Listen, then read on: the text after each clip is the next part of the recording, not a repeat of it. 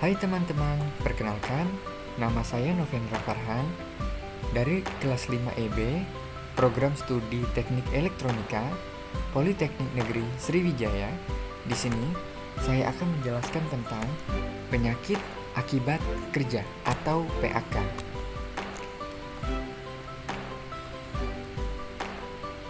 Sebelum ke pembahasan, di sini saya akan membagi beberapa pembahasan atau mind map yang akan saya jelaskan untuk kedepannya.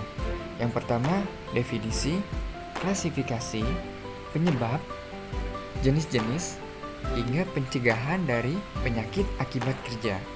Oke, untuk yang pertama, penyakit akibat kerja adalah penyakit yang disebabkan oleh pekerjaan, alat kerja, bahan, proses, maupun lingkungan kerja. Dan menurut pendapat lain, penyakit akibat kerja adalah gangguan kesehatan baik jasmani maupun rohani yang ditimbulkan atau diperparah karena aktivitas kerja.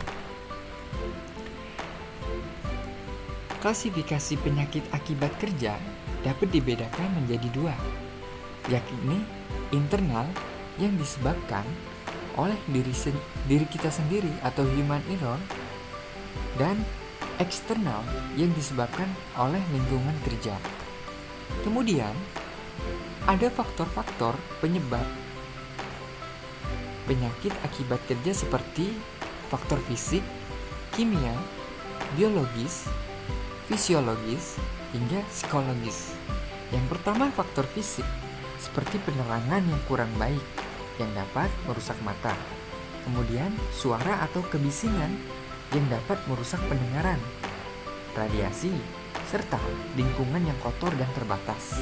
Kemudian, faktor kimia berupa unsur zat reaktif yang dapat menyebabkan gangguan saluran pernapasan, pencernaan, penglihatan, dan lain sebagainya.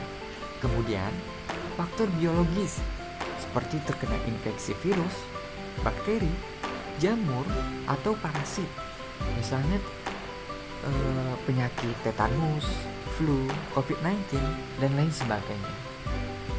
Kemudian, faktor fisiologis yang disebabkan oleh kesalahan konstruksi alat atau mesin ataupun keadaan fisik pekerja yang kurang sehat. Kemudian, faktor psikologis atau mental seperti stres akibat hubungan kerja yang kurang baik dari rekan kerja hingga tekanan dari atasan, dan faktor lain-lain yang dapat mengganggu kesehatan jiwa. Untuk contoh dari jenis-jenis penyakit akibat kerja, yakni cedera. Hal ini bisa disebabkan oleh kesalahan teknis maupun taktis, baik sengaja maupun tidak sengaja. Kemudian, kerusakan pendengaran akibat mendengar suara bising yang terus-menerus tanpa menggunakan peredam suara pada telinga sebagai alat pelindung diri.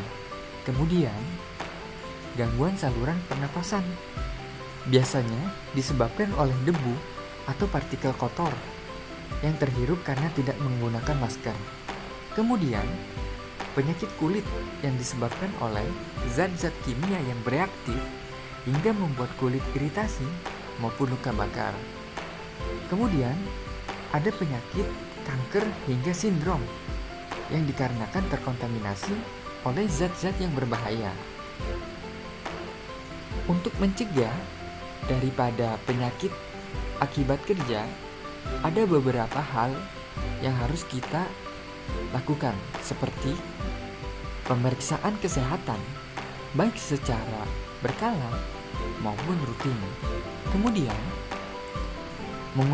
mengutamakan K3, yakni keselamatan dan kesehatan kerja, terutama menggunakan alat pelindung diri atau APD. Kemudian, mengikuti standar operasional prosedur kerja. Kemudian, maintenance and repair atau pemeliharaan dan perawatan pada sistem baik secara berkala dan rutin dengan standar yang berlaku. Baiklah, Itu tadi penjelasan singkat yang saya berikan tentang penyakit akibat kerja. Dan dapat kita ringkas bahwa penyakit akibat kerja bisa terjadi karena kesalahan diri sendiri maupun faktor situasi lingkungan. Dan kita bisa mencegah dengan mengutamakan dan menerapkan ketiga, yakni keselamatan dan kesehatan kerja. Sekian dari saya. Wassalamualaikum warahmatullahi wabarakatuh.